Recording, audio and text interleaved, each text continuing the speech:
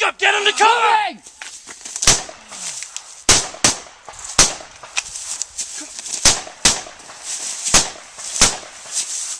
In today's scenario, we're going to go over when to use a tourniquet. Right now, what our scenario is Braden here has been shot. So this is a gunshot wound, but we're still under fire. We've taken him, we returned fire, and we drug him back to concealment and some cover. That's the most important thing to do. When there's an injury and you are still under fire, or you're still in danger or in a firefight, the first thing you do is always return fire. Return fire, then get yourself and the patient to cover or concealment. So that's what we've done. We're now here in this concealment. We have his wound and we're going to begin treating. So what we're going to do is apply a tourniquet. You are only allowed to stop major hemorrhaging or apply a tourniquet during a firefight. Once we have the tourniquet on, we can work on getting him to safety, and that's when we can worry about treating the wound better or more.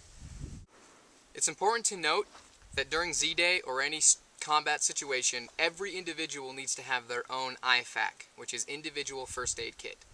When a person is injured, you need to use their first aid kit. You need to use their equipment. Because if I use my personal equipment and then he gets taken off, he has now taken his IFAK and part of mine. So now we're going to go over how to apply a tourniquet. The rule of thumb is you need to place the tourniquet 2 to 4 inches above the wound. But many medics today will tell you to just go ahead, if it's on the lower wound, to not put the tourniquet anywhere on the lower limb, lower limb, and apply it just to the upper leg. There's only one bone in the upper leg instead of 2, which are in the lower, so you can get a tighter cinch and pinch that artery down better. So because this is so close to the knee, and it's on the lower leg, that's what we're going to do. We're going to go ahead and just apply the tourniquet on the upper leg. So we have his own tourniquet, which is a cat tourniquet. We're going to go ahead and open that up. You slide it under, and because it's on the leg, you're going to put it through both of these loops right here. On the arm, it is okay just to put it through one, but the leg, we need to have it a bit tighter, so we're going to put it through both. Now, one mistake that people do when putting on a tourniquet is they go ahead and leave it loose and just hope that the windlass is going to tighten enough. It's important to tighten the tourniquet as much as you can without the windlass. The windlass is only going to provide about 2 inches of tightening space. So if you leave this tourniquet loose, you only have 2 inches to work with, and it's not going to pinch off an artery. So go ahead and tighten it as much as you can without using the windlass. And you go ahead and wrap it around. This is all Velcro. Now, right here is the windlass. This right here says time. You're going to go ahead and write with the Sharpie what time you put the tourniquet on, so that hopefully you'll be able to have a doctor in Z-Day, but if not, you'll know how much time has gone by, so you can prevent any limb damage from going on, which we'll talk about later. Here's the windlass. You go ahead and turn it until you can't turn it anymore. Once you've reached that point, you drop it into these brackets right here. You put the Velcro over top of it, you write down the time, you make sure that there's no blood coming out, there's no pulsating blood, because if it's an artery, blood will be pulsating out. There are a couple of places you can check on the top of the foot to see if there's a pulse going out, but we won't go over those today. And that is how you put a tourniquet on.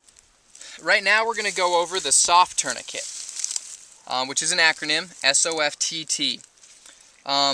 Many medics in the military today prefer this over the standard issue tourniquet, which is the one we just looked at, the cat tourniquet. And the reason is because the windlass is made of metal, and it's a screw that holds down the strap instead of Velcro. The only downside is the actual strap is thinner than the cat. And you want your strap to be about 1.5 inches to 2 inches wide. But because of how sturdy it is and how much better it holds, this is the preferred tourniquet for medics today. We're going to go ahead and teach you how to do it on the arm. You notice that on the leg, I didn't have a loop pre-made. I just slid it under his leg because it's a lot more awkward to drop it over the foot and have to ride it all the way up to his thigh. But on the arm, it's a lot simpler, so you can go ahead and start with the loop. We start with the loop. Remember, because it's on the lower limb where there's these 2 bones, it's going to be harder to get a good pinch on that artery. It can be done, but because it's so close to the joint, we're going to go ahead and go 2 inches above the joint on the widest part of his arm. There's a screw right here. You're going to unscrew it so it's not pushing down on the strap. You're going to push down on the screw so it opens up this clamp, and once again, just like with all tourniquets, you're going to tighten it as much as you can without using the windlass. Once it's secure, you're going to go ahead and grab your windlass and you're going to start twisting until you can twist no more. Now there are 2 triangles right here. You don't have to get the windlass into both of them. You just have to be able to get it into one of them. And that's going to prevent the windlass from turning back. Once it's secure, you tighten down the screw.